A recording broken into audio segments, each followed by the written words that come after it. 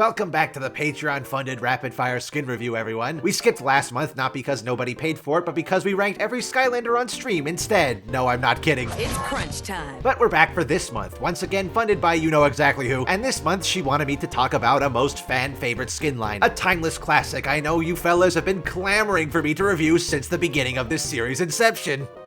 Bloodstone. Huh?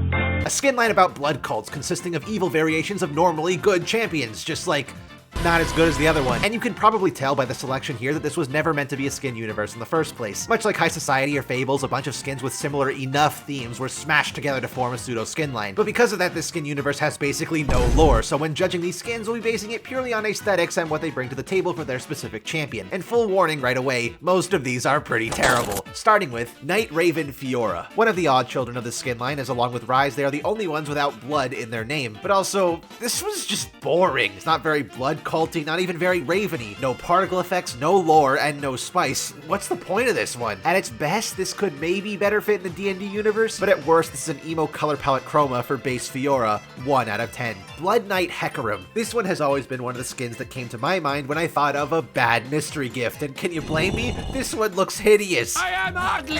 That color palette, those textures, what is this even supposed to be? Thank God Hecarim released during the time when Champions launched with 2 skins instead of 1, cause yikes, dude. Grim Reaper isn't even anything to write home about, but any Hecarim skin is better than this one. 1 out of 10. Bloodstone Lysandra. At last, a champion with the same name as the skin line and with unique particle effects. And this one is okay. Having Obsidian in the replacement of Ice was a neat idea, but thinking about it, look at how many better skins Lysandra has you could get instead of this one. It's not terrible, it's serviceable. 5 out of 10. Blood Fury Renekton. How did you take a giant crocodile monster, paint him blood red, and coat him in battle armor, and he looks this fucking stupid? He looks like he accidentally ordered armor 2 sizes too bulky for his own size. Honestly, he just looks like Garen's Persona. Scaled Sona? The fuck do you even call that?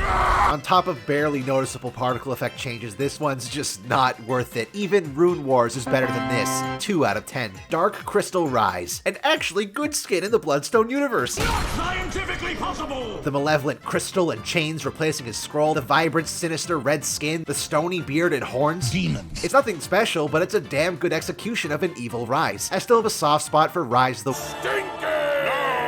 but this is still one of his best skins. 8 out of 10. Bloodstone Taric. A lot like Rise, this one is interesting purely for painting this usually pure good character as pure evil.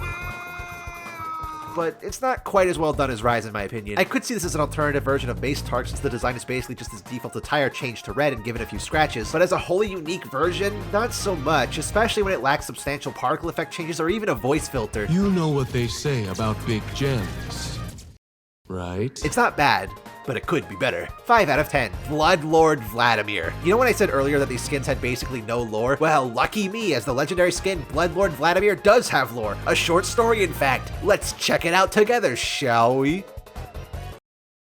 What? Where is it?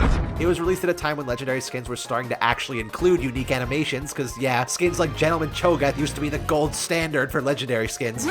And his voice lines, while nothing special, are at the very least not a non-stop barrage of nothing but blood puns like his base version is. But on his base version, that's kind of what this is, right? With legendary skins, you expect a drastic change in the character's aesthetic or even personality like Space Groove Blitz or Psyop Sona, but this is kind of just Vladimir, but more of him. At the end of the day, to me, this is nothing but a paid visual update. 5 out of 10. In the end, Bloodstone gets a stone cold 3 out of 10. One of them is quite good, but the rest are either mid or downright Trash. But those are my thoughts. What do you fellas think of Bloodstone? Do you hate them like I do? Do you like them despite their flaws? Did you even remember they exist? Be sure to let me know down in the comments below. And while Rapid Fire Skin Review will continue for Patreon, I was also considering bringing the series back for newly released skins. That Broken Covenant skin line looks pretty spicy after all. Do let me know if that's something you'd like to see in the future. Till next time though, I'll see you in the next video.